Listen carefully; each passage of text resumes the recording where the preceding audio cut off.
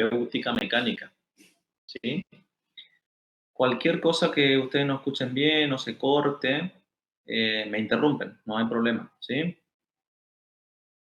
Bueno, en cuanto a a lo que respecta a la terapéutica mecánica, vamos a tener un fundamento, ¿sí?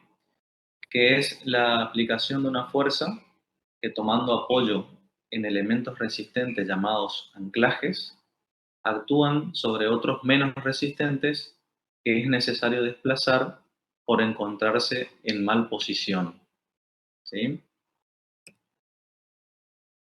Dentro de la terapéutica mecánica vamos a hablar toda una parte de lo que es el anclaje, lo que son los anclajes, y después lo que es fuerza, y por último lo que es punto de aplicación o elemento a desplazar, aplicación directa o indirecta, reacción mecánica y reacción orgánica. Bien, empezamos entonces con anclaje, definiendo qué es el anclaje. Decimos que el anclaje es el elemento anatómico sobre el cual se apoya la fuerza motriz. Vendría a ser la resistencia. En el caso nuestro, en odontología, el anclaje generalmente es la pieza dentaria, y la pieza dentaria que más utilizamos para anclaje son los primeros molares. Bien. Dentro de las piezas dentarias definimos como capacidad de anclaje a unas ciertas características que tienen que tener esas piezas para poder soportar las fuerzas. Muy similar a lo que es el diente pilar en prótesis, es el anclaje en ortodoncia, ¿sí? Entonces, la capacidad de anclaje que tienen esas piezas dentarias va a depender de la superficie radicular en contacto con el hueso alveolar. Por ejemplo, no es lo mismo un primer molar superior que tiene 3 raíces, va a tener muchísimo mayor anclaje y mayor resistencia que un incisivo inferior que tiene una raíz pequeña, donde cualquier movimiento lo va a ser perjudicial, digamos, ¿sí? Entonces, en cuanto a la superficie radicular, tenemos que tener en cuenta a la hora de elegir la pieza dentaria para anclaje. También va a depender del número de piezas dentarias incluidas en el anclaje.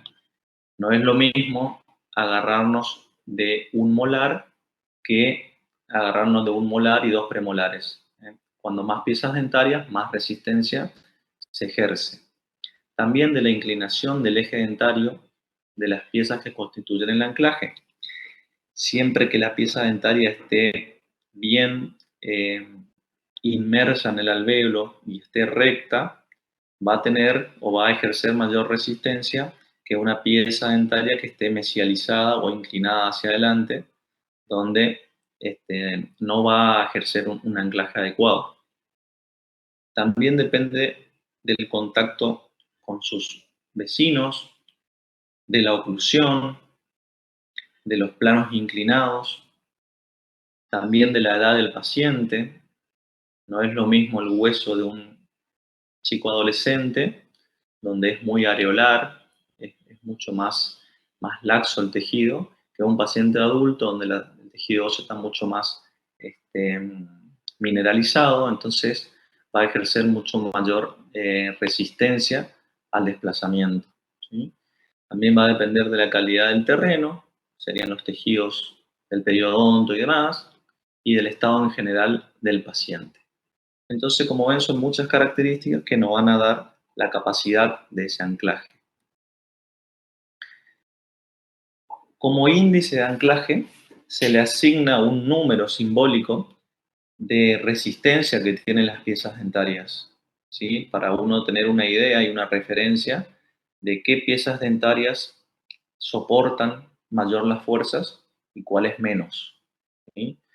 Acá podemos ver que en el maxilar superior, por ejemplo, al incisivo central superior se le asigna un número de 20 y al incisivo central inferior un número de 15. Tiene una menor resistencia. Y si ven la tabla, el primer molar superior, que tiene un número de 50, es el que mayor resistencia tiene o que mayor se opone a las fuerzas. ¿Sí? Seguido del segundo molar superior, después del segundo molar inferior y así sucesivamente. En cuanto a las condiciones del anclaje propiamente dicho, decimos que tiene que tener fijeza, ¿sí? Preferimos los anclajes intraorales a los extraorales y la relación entre la resistencia del anclaje y el punto de aplicación de la fuerza. Otros medios de anclaje conocidos tenemos, por ejemplo, la primera imagen que es una placa de Hawley, una placa de Schwarz, perdón, que tiene un tornillo con una hendidura central en donde el anclaje es óseo, digamos, es a nivel del paladar.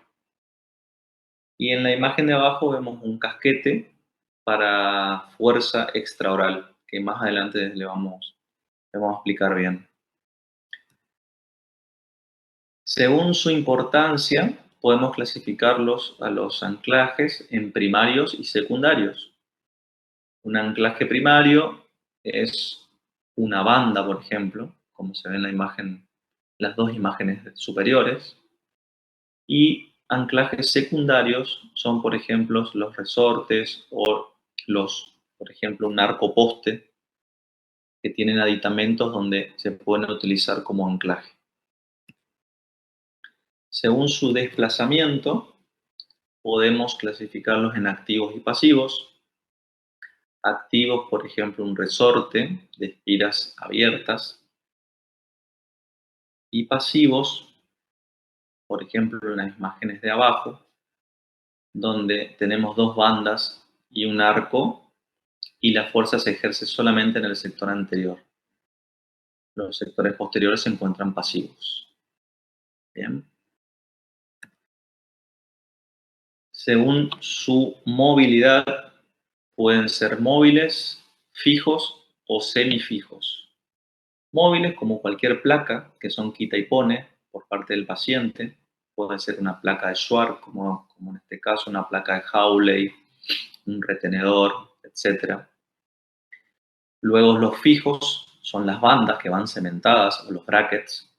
Y semifijos son, por ejemplo, un resorte donde quedan fijos o ajustados en el aparato ortodóntico, pero el profesional lo puede sacar y poner las veces que quiera. Entonces son denominados semifijos. ¿Bien? Según su extensión, pueden ser restringidos o extensos. Restringido, por ejemplo, en la imagen de arriba, donde se ve una banda y un molar solos, haciendo de anclaje a todo el sector anterior. Y en la imagen de abajo se ven los extensos, donde aparte del molar y la banda, también tenemos otras piezas dentarias ayudando al anclaje de los anteriores. Entonces es un anclaje extenso o extendido. ¿Bien? Según la relación con la línea media, también los clasificamos como unilaterales, como vemos en las primeras imágenes, cuando queremos hacer algún pequeño movimiento de una o dos piezas dentarias y usamos de anclaje el molar. Y bilaterales, que es lo más común que utilizamos en ortodoncia, cuando utilizamos toda una aparatología fija completa, con ambas bandas de ambos lados, etc. Bien. Bueno, acá hay otro ejemplo, según la relación con la línea media. También podemos decir que son simétricos o asimétricos.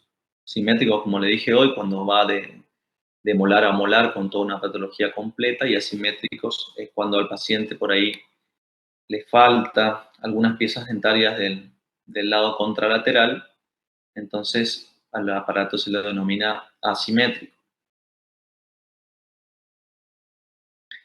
También pueden ser intermaxilares. El ejemplo más común son las gomas intermaxilares que van enganchadas por los brackets o por algún gancho, por ejemplo, de un arco poste o por ejemplo de un arco doble llave, como se ve en la imagen inferior izquierda. Estas gomas se enganchan desde arriba hacia abajo. Pueden tener un vector vertical, horizontal o diagonal. En estas imágenes se pueden apreciar todos los tipos de direcciones de las gomas, ¿sí? Esas son gomas intermaxilares. Con respecto a los extraorales, tenemos el apoyo, por ejemplo, en la primera imagen en la nuca del paciente para las fuerzas extraorales. En la otra imagen vemos un casquete donde se hace apoyo en la calota y en la nuca y en parte del occipital también. Y en la última imagen es una máscara de Deler donde se hace apoyo a nivel frontal y también en la sínfisis mentoniana. ¿Sí? Son todos apoyos para fuerzas extraorales. Acá vemos otros ejemplos activados en los pacientes de los casquetes y las máscaras de Deler.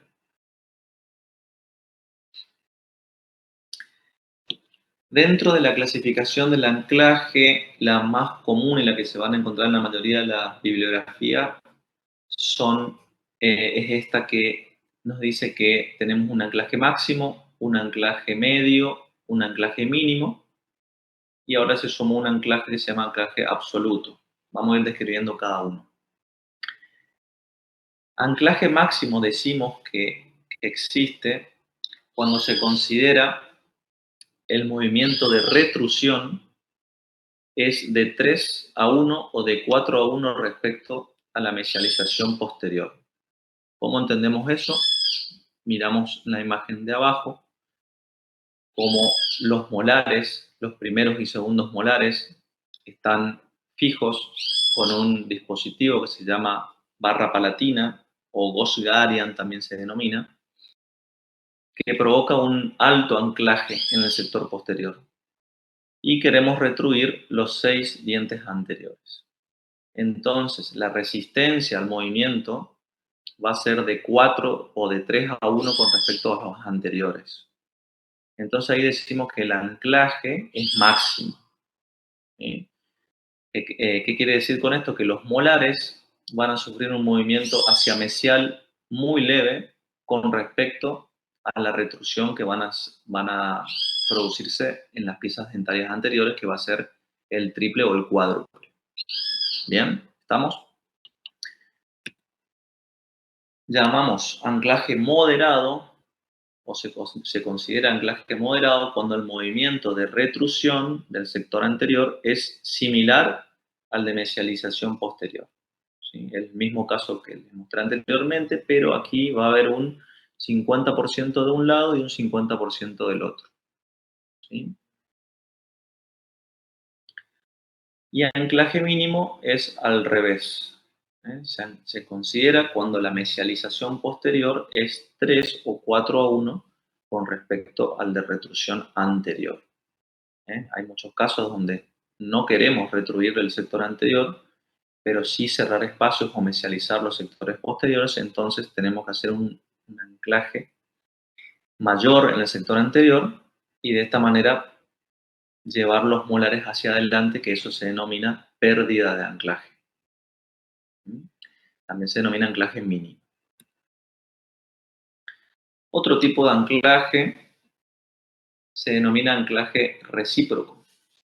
Cuando, por ejemplo, tenemos un paciente con piezas dentarias muy apiñadas y colocamos un aparato fijo con un alambre, las fuerzas ejercidas sobre cada pieza dentaria van a ir moviendo a las de al lado, ¿sí? Entonces se van empujando unas a la otra, ¿sí? Y eso se denomina anclaje recíproco, ¿sí? Entonces cada pieza dentaria se mueve utilizándose una a la otra como elemento de apoyo. Es aquel en que cada pieza dentaria sirve de anclaje a su vecina, que será movilizada y a su vez servirá de anclaje a la primera. ¿Estamos? Entonces, En un movimiento una sirve de anclaje a la otra se mueve, luego la otra deja de moverse y sirve de apoyo a la siguiente y así. Eso se denomina anclaje recíproco. Bien. Hay un anclaje también denominado anclaje absoluto, que es el que realizamos con los microimplantes, que son unos tornillos que van a nivel del tejido óseo, donde nos permite hacer movimientos de todo tipo, de toda índole, sin generar una reacción, digamos. Entonces podemos retruir, podemos visualizar sin mover nada. Entonces eso se denomina anclaje absoluto. Está dado por los microimplantes. Bueno, y con respecto a fuerza, la podemos clasificar o podemos decir que la intensidad va a estar medida en gramos. Eso en ortodoncia generalmente, porque la fuerza en cualquier otro rubro se lo mide en newtons, ¿sí? Inclusive en implantología oral, los torquímetros y demás herramientas que utilizamos para fijar los implantes vienen en newtons, que es una medida de intensidad de fuerza. Pero en ortodoncia se mide en gramos, gramos de fuerza. ¿Bien? En cuanto a la dirección, tenemos que pueden ser fuerzas en dirección recta o en ángulo. Y en cuanto al módulo, es el sentido de la fuerza, también se define como un vector de fuerza con una magnitud y una dirección. El vector, entonces, determina la magnitud y una dirección de movimiento. Decimos como concepto que fuerza es toda causa capaz de producir, modificar o anular el desplazamiento de un cuerpo. También otro concepto que es un elemento activo por el cual se producen los desplazamientos en ortodoncia. También decimos que la fuerza es la acción ejercida por un cuerpo. En el caso nuestro sería un alambre, un resorte o un elástico sobre otro cuerpo que sería el diente o el hueso. Ese sería un concepto más apropiado para nosotros, ¿sí? Y también decimos que es la tendencia a cambiar el movimiento relativo de los cuerpos entre los cuales existe dicha tendencia.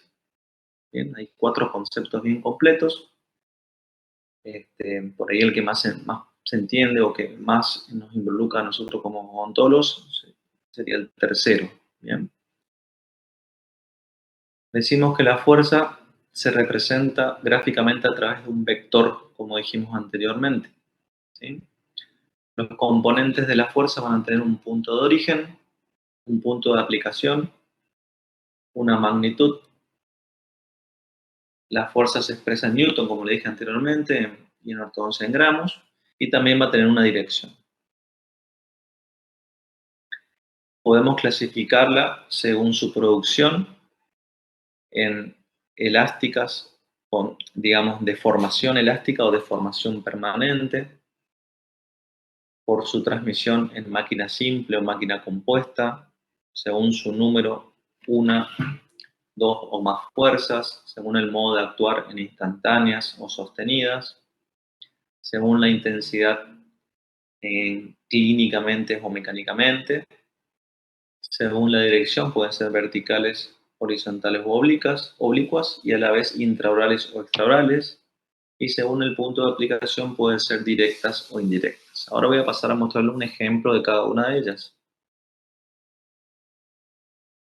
Bueno, este es un gráfico, rapidito le voy a explicar, que es un gráfico que nos indica la deformación que ejerce un cuerpo ante la fuerza. Por ejemplo, vamos a poner el ejemplo de un alambre de níquel titanio, que es un alambre elástico que utilizamos en ortodoncia.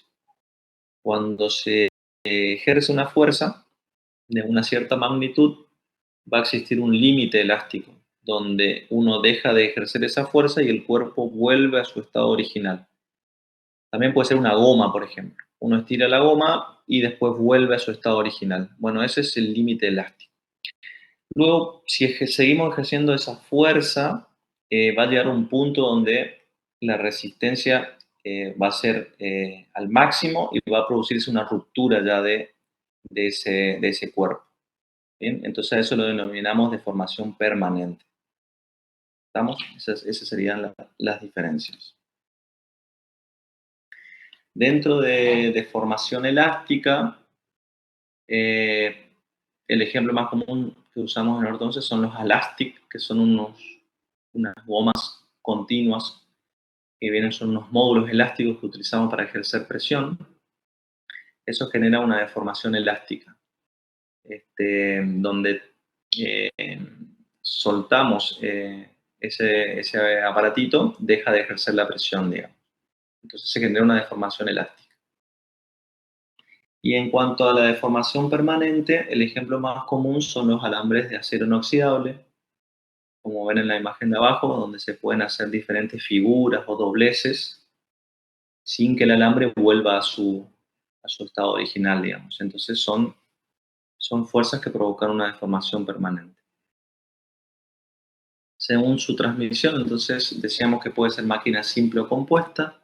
La máquina simple, un ejemplo de máquina simple es un plano inclinado, por ejemplo, que es lo que ven ahí en negro, es un plano inclinado que se utiliza, por ejemplo, para las clases 3 y las utilizamos para que cuando la pieza dental superior ocluye, ese plano inclinado genera un movimiento hacia adelante del incisivo superior y un movimiento hacia atrás del incisivo inferior.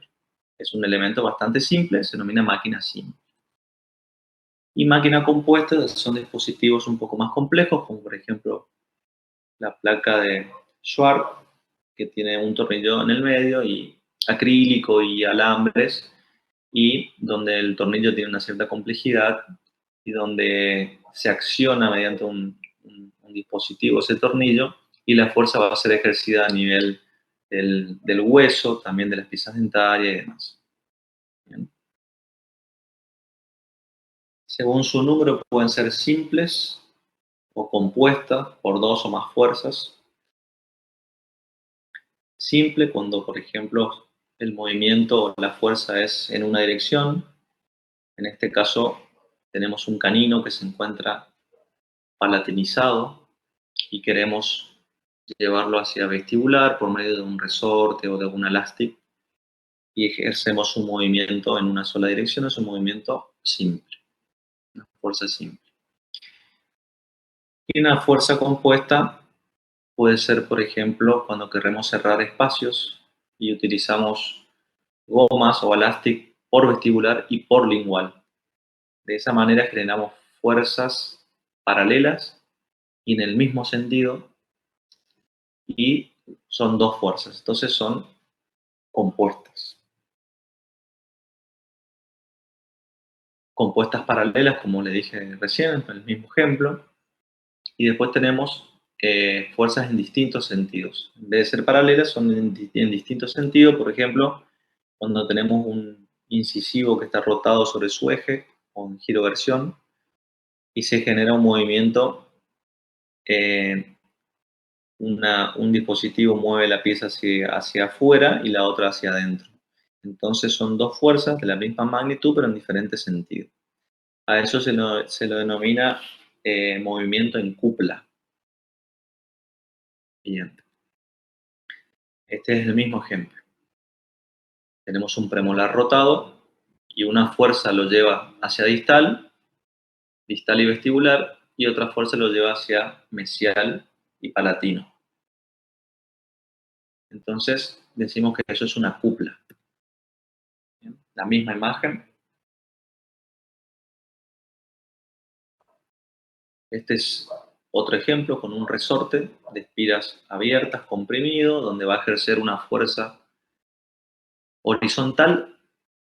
Una va a dirigirse hacia adelante, que va a provocar la protrusión de los incisivos superiores, y la otra hacia distal, generando la rotación distal del molar.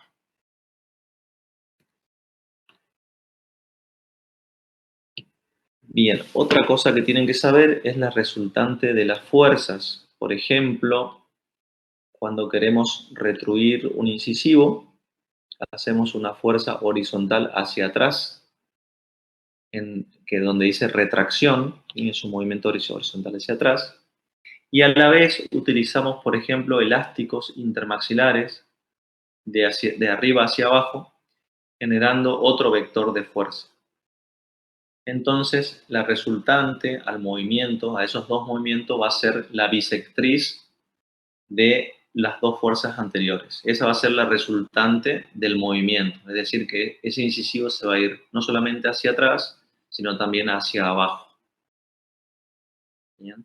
Es un concepto a tener en cuenta para todo tipo de movimientos ortodóncicos, porque muchas veces aplicamos dos o tres eh, movimientos distintos y tenemos que tener en cuenta para saber hacia dónde se van a mover esas piezas. ¿Bien? Es lo mismo, una fuerza concurrente, el mismo ejemplo que le di recién. Bueno, según el modo de actuar, entonces, pueden ser fuerzas instantáneas o inconstantes que actúan en el momento y luego quedan en reposo hasta que el profesional la vuelve a activar, y fuerzas constantes o sostenidas, donde la fuerza se mantiene por un largo periodo de tiempo. Acá hay un ejemplo de instantáneas o inconstantes. Vuelta al ejemplo de la placa con tornillo, donde uno ajusta el tornillo, genera una presión y después, si el profesional no la vuelve a activar, eso queda pasivo. Entonces es una fuerza que es instantánea, es muy fuerte, pero es inconstante. Y dentro de las constantes o sostenidas tenemos, por ejemplo, las gomas, donde uno activa, o los resortes, donde se activan y eso queda eh, generando una fuerza sostenida y constante hasta la próxima cita donde el profesional los vuelva a activar, digamos, pero durante todo ese transcurso esos dispositivos ejercieron la fuerza, digamos. Bueno, y según su intensidad, clínicamente va a depender de la resistencia a vencer, de la edad del paciente, de la reacción individual del paciente. Y mecánicamente va a depender del calibre y de las propiedades de los elementos utilizados en la confección de los aparatos. Por ejemplo, no es lo mismo un alambre delgado de 0,12 pulgadas que un alambre rectangular de 19 por 25 de pulgadas que tiene muchísima más fuerza y más presión. Entonces todo eso tiene que ver a la hora de elegir las fuerzas, ¿sí? Y ver la intensidad. Mecánicamente podemos medir esa fuerza. Dijimos que la digamos en ortodoncia expresábamos la fuerza en gramos. Entonces en la primera imagen ven un aparatito que es como un relojito, se llama dinamómetro, que es un aparatito que mide la presión en gramos, ¿sí? Por ejemplo, agarramos una elástica, una goma o algún resorte y con ese aparatito se estira y podemos medir exactamente cuántos gramos de presión estamos ejerciendo este, hacia las piezas dentarias, ¿sí? Para no pasarnos de fuerza o no estar ejerciendo una fuerza muy suave que no nos permita el desplazamiento de las piezas dentarias. Según la dirección, dijimos que pueden ser entonces verticales, a la vez pueden ser intraorales, unimaxilares e intermaxilares y extraorales. Dentro de las horizontales también pueden ser intraextraorales y dentro de las oblicuas también, ¿sí? Todas pueden ser intra y extraorales y uni o intermaxilares. Esto ya pasamos. Bueno, acá podemos ver un movimiento vertical, ¿sí? Que es provocado por un alambre. ¿Bien? El alambre genera una curvatura y va a ejercer una presión vertical hacia abajo de el premolar, el segundo premolar superior, y a la vez va a provocar un desplazamiento de las piezas dentarias restantes, como ser el primer premolar y el canino, y el molar, eh, intruyéndolos, ¿sí? El mismo ejemplo, pero en este caso es al revés. va a haber mayor fuerza a nivel del segundo premolar, una fuerza intrusiva y una fuerza de extrusión de las otras piezas dentarias. Son fuerzas verticales. Dirección vertical. Otro ejemplo de dirección vertical de fuerza son las gomas intermaxilares. Depende de la dirección que la coloquemos. Puede ser en forma triangular, en forma cuadrangular o trapezoidal, ejerciendo movimientos o vectores de fuerza verticales. Un ejemplo de dirección horizontal son los movimientos retrusivos, cuando hacemos exodoncia de alguna pieza dentaria para producir una retrusión de un sector. En ese caso necesitamos fuerzas que sean de manera horizontal.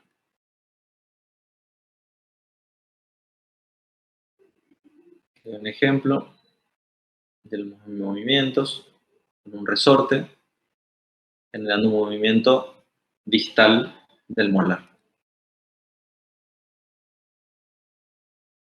Bien, este es un movimiento simple, que es para demostrar cómo se mueve una raíz aplicando una fuerza con un alambre sobre un bracket y eh, cómo se ubica en una posición más recta, digamos. Bien. Y dentro de las oblicuas tenemos también las gomas, que la podemos utilizar de manera con fuerzas diagonales, como por ejemplo en la segunda imagen que vemos que está agarrada de una banda de un molar inferior hacia el canino superior. Y son fuerzas oblicuas. O también el mismo alambre en la primera imagen que provoca la retrusión y la extrusión del canino para que llegue hacia el plano de oclusión. ¿Sí? También son fuerzas oblicuas. Son dos ejemplos distintos. Bueno, con respecto también a la dirección, decíamos que pueden ser extraorales las fuerzas, lo mismo que habíamos visto hoy en las imágenes, de las fuerzas extraorales, que también pueden tener una dirección horizontal, como la primera imagen, oblicua, como la segunda imagen, y más vertical, como la tercera imagen, con diferentes apoyos, diferentes anclajes y diferentes tratamientos para diferentes pacientes. No es lo mismo tratar una clase 2 que una clase 3. Se utilizan diferentes dispositivos. Acá vemos lo mismo, un apoyo a nivel de la nuca, donde se hace anclaje, y el otro un apoyo frontal y mentoniano. Bueno, según el punto de aplicación, también se clasifican intraorales y extraorales. Las intraorales pueden ser directas o indirectas, como los resortes, las ligaduras, las gomas, bandas a brackets, a coronas o a ganchos. Y extraorales indirectos, como el mentón, extraintraorales como el retro y prognatino. Bueno, según el punto de aplicación, directo, como en este caso, donde se ve la imagen que queremos ejercer un movimiento hacia la vestibular de los dos premolares, es una aplicación directa en ese caso, y el arco en toda su otra extensión queda pasivo. Bien, esto más de lo mismo, diferentes ejemplos. Punto de aplicación también ya hablamos. La reacción mecánica también. Bueno, en cuanto a la reacción orgánica, ¿qué va a pasar con nuestro periodonto a la hora de ejercer las fuerzas? Bueno, tenemos el periodonto o paradencio, lo mismo, de protección y el de inserción. En el de protección tenemos la encía, la inserción epitelial y la cutícula, y en el periodoncio de inserción el cemento, el periodonto propiamente dicho, con las fibras y los procesos alveolares. ¿Sí? Todos afectan a las fibras de la cresta alveolar, todos los movimientos que vamos a realizar. Con respecto a la reacción orgánica, entonces decimos que cuando se ejerce una fuerza con una cierta dirección, la pieza dentaria va a mover su corona hacia un lado y la raíz hacia el lado opuesto. Esa corona va a ejercer una leve presión sobre los tejidos, generando una reabsorción cementaria, reabsorciones lacunarias, que son a nivel del tejido óseo. Va a haber una reacción de las células gigantes y va a haber un punto de fulcrum. Del otro lado, contrario al movimiento, va a haber un estiramiento, una tensión de las fibras periodontales y de las espículas óseas. Y entonces va a haber un área de neoformación y un área de reabsorción. Así se produce el movimiento fisiológico de las piezas dentarias durante el tratamiento. ¿Ven? Acá se puede ver también la fuerza, cómo la corona se va hacia adelante, la raíz se va hacia atrás y cómo se ven zonas de reabsorción y zonas de neoformación. Una vez que pasa un tiempo prudencial, entre 20 y 30 días, esa pieza dentaria vuelve a, digamos, a fijarse porque ya el tejido óseo ya se le dio tiempo para neoformarse y para fijar la pieza en su nueva posición. En cuanto a capacidad biológica de fuerza, decimos que entre 15 a 20 milímetros de mercurio sería lo ideal. Más o menos está entre 20 a 26 gramos por centímetro cuadrado de fuerza. Eso es la única manera de poder medirlo, ya le digo, es con un aparatito, con el dinamómetro que le dije anteriormente, que eso sí nos va a dar de manera bien precisa y digna la cantidad de gramos exacto que estamos aplicando con cada aparato. ¿Bien? En cuanto, bueno, a la capacidad biológica de fuerza, decimos que el primer grado de fuerza es tan leve que no produce ninguna reacción. Eso es cuando utilizamos, por ejemplo, un resorte que no está muy comprimido, no está muy estirado, entonces es tan suave la presión que no va a ejercer ninguna reacción, ningún movimiento de ninguna pieza dentaria. El segundo grado de fuerza es inferior a la presión capilar de 20 a 26 miligramos por centímetro cuadrado. El tercer grado de fuerza, ya vamos a encontrar reabsorciones en el área de presión. Hay un restituto ad integrum funcional del periodonto, hueso alveolar y área de reabsorción radicular. O sea que el segundo grado y el tercer grado de fuerza son aceptables. ¿Bien? Y por último tenemos el cuarto grado, que hay un peligro de muerte de la pulpa, hay una gran reabsorción radicular y hay posibilidad de anquilosis alveolo-dentaria. Ese es el caso contrario del primero, donde ejercemos una presión excesiva y podemos provocar un daño pulpar o, bueno, lo que dijimos anteriormente, una anquilosis. Así que tampoco podemos pasarnos de fuerza. En cuanto a la cantidad de aplicación, decimos fuerzas ligeras cuando son menores a 25 gramos. Se utilizan para intruir incisivos. Si se hace más fuerte, se puede producir isquemia y necrosis. Bien.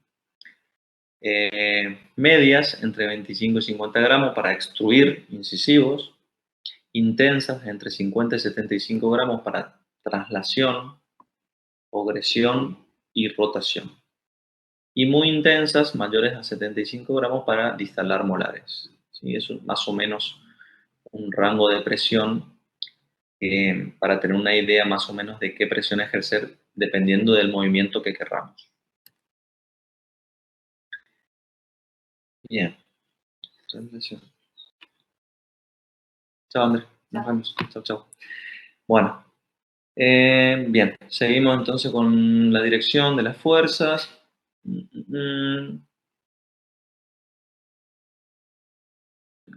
Esto no es tan importante. Esto sí, la fuerza ortodóntica óptima decimos que es cuando no existe dolor Al paciente no tiene por qué dolerle ningún ajuste, ningún movimiento ortodóntico. Por supuesto que sí, los ajustes y demás generan por ahí una cierta incomodidad o una leve molestia, pero no dolor. Si existe dolor es porque nos estamos pasando de fuerza.